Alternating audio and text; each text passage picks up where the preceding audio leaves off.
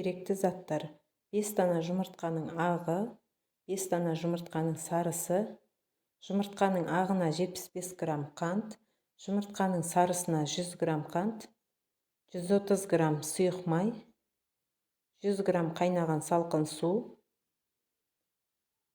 200 грамм ұн, 16 грамм разрыхлитель, 25 грамм какао, кішкене шым тұз жұмыртқаның ағына.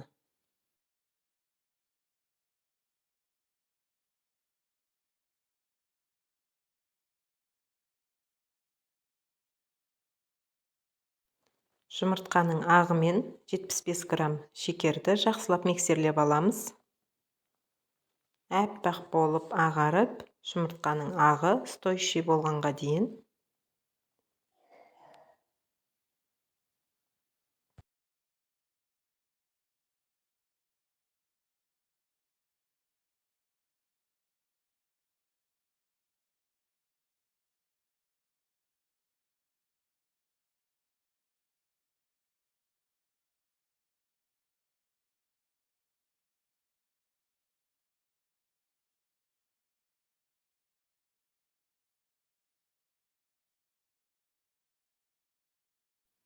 Құрғақ заттарды өлшеп дайындап араластырып қоямыз.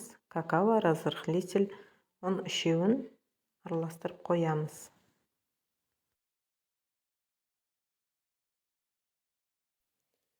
Енді жұмыртқаның сарысын қантпен жақсылап миксерлеп алып, қайнаған суды құйып, барлығын жақсылап миксерлейміз.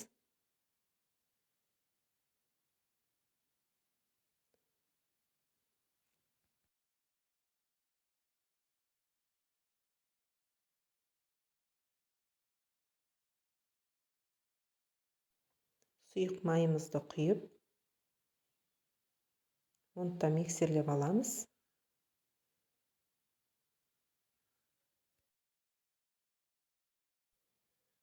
Құрғақ заттарымызды електен өткізіп, 2-3 бөлікке бөліп салып аламыз, миксерлейміз.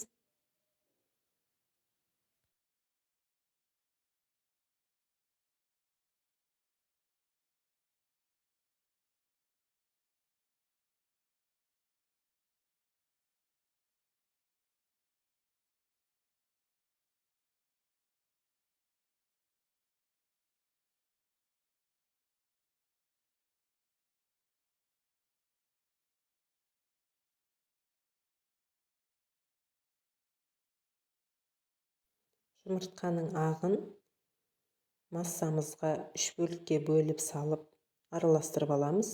Лопатканың көмегімен төменнен жоғарыға қарай араластырамыз.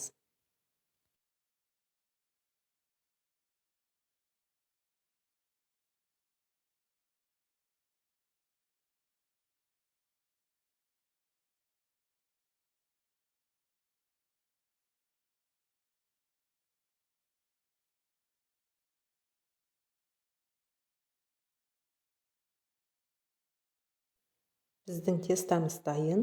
Осындай кальцоны фольгамен орап пісіріп аласыздар. 180 градуста 40 минут пісіреміз. Мен 24-ші формамен пісірдім. Сіздер 22-мен пісірсеңіздер, бисквиттеріңіз биік болып шығады. Торттарыңыз да биік болады. 1-2 рет ұрғылап ауасын шығарып аламыз.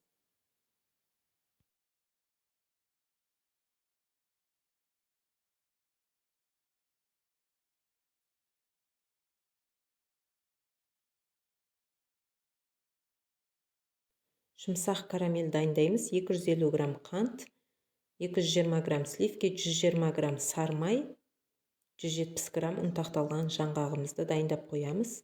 Қантымыздың астын орташа отқа қойып, шеттері ерігенше қатты қозғамаймыз.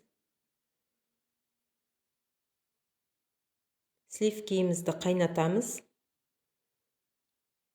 Қантымыз еріп, кішкене жақсырақ ерігеннен кейін сливкиімізді аз-аздан құйып, жақсылап араластырамыз. Тез жылдамдықта араластырамыз.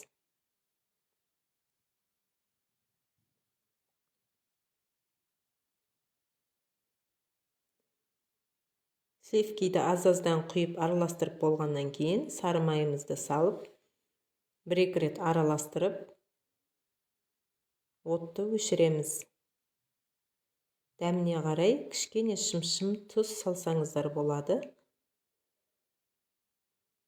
Карамеліміз дайын болғаннан кейін ұнтақталған арахис жаңғағын қосып, карамелді басқа ыдысқа құйып, бетін пищевой пленкамен жауып, холодильникке 3-4 сағатқа қойып қоямыз.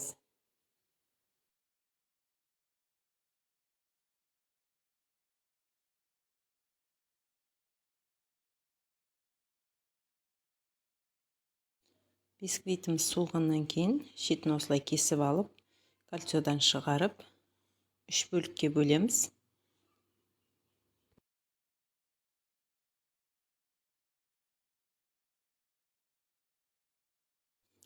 Кремін дайындап аламыз. 350 грамм сливки, 350 грамм творожный сыр, 100 грамм қант. Барлығын жақсылап миксерлеп аламыз. Тортымызды жинаймыз. Бірінші коржикті қойып, кольцо мен ацетатная пленканы кигізіп сыртынан. Креммен осылай жасап алғаннан кейін бортик қылып карамелімізді құямыз.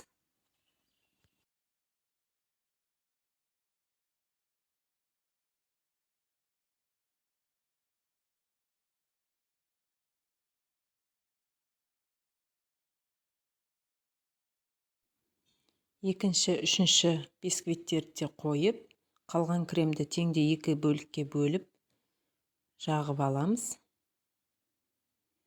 Бетін пищевой пленкамен жауып, холодильникке 8 сағатқа қойып қоямыз.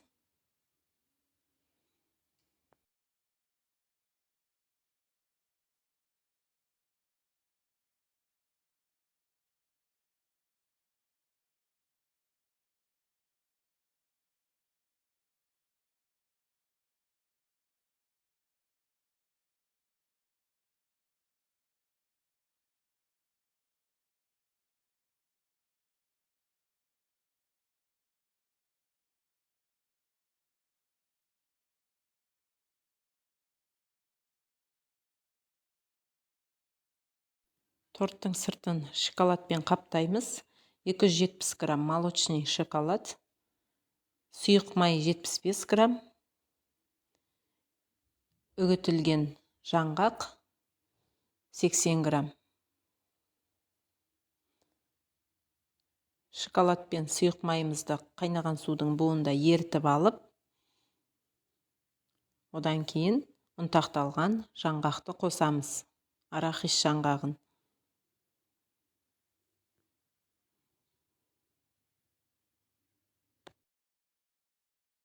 Тортымызды холодильниктен шығарып, бір-екі рет тегістеп шығамыз шпательмен. Торттың сыртын қаптауға арналған шоколадқа жаңғағымызды қосып, жартысынан көбін торттың бетіне құямыз.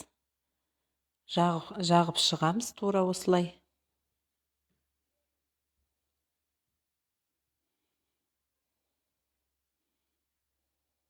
Торттың жан жағына да лопатканың көмегімен немесе қасықтың көмегімен осылай құйып шығамыз. Подложканың бүлінген шеттерін сүртіп аламыз жақсылап.